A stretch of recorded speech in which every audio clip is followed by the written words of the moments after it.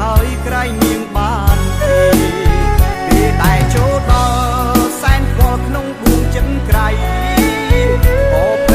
ភ័យក្នុងដួងใจស្ទើរភាំងភ័ណ្ឌ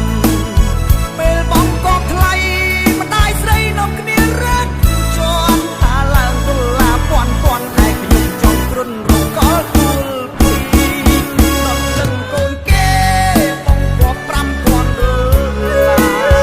ឲ្យធ្វើយ៉ាងណាជីវ៉ាមកគ្មានទេម៉ែថាលក់ទេឲ្យលក់ទាំងកូនវាលក់ស្រែលក់ដីឡៃអើយនៅគ្រប់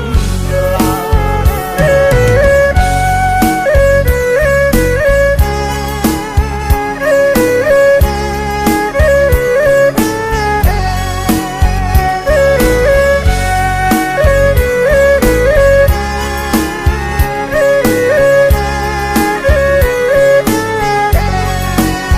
ប្រណីខ្ញុំផ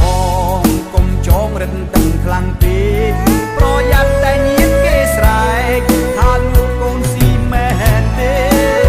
មកខ្ញុំអ្នកស្រែ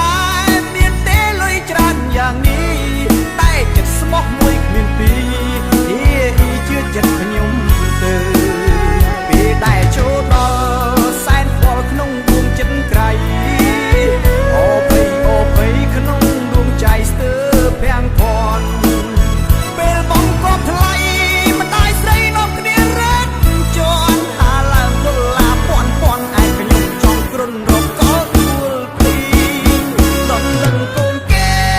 បងគាត់5000ដុល្លារឲ្យធ្វើយ៉ាងណាជីវ៉ាមកគ្មានទេ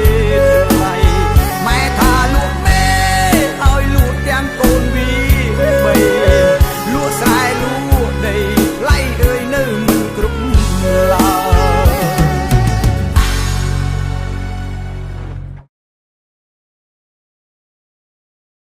អូយវាដូចថាវាមានចិត្តស្រឡាញ់កូនអ្នកចាខ្ញុំមកនេះចង់ជាប់សាច់ជាប់ឈាមជាមួយអ្នក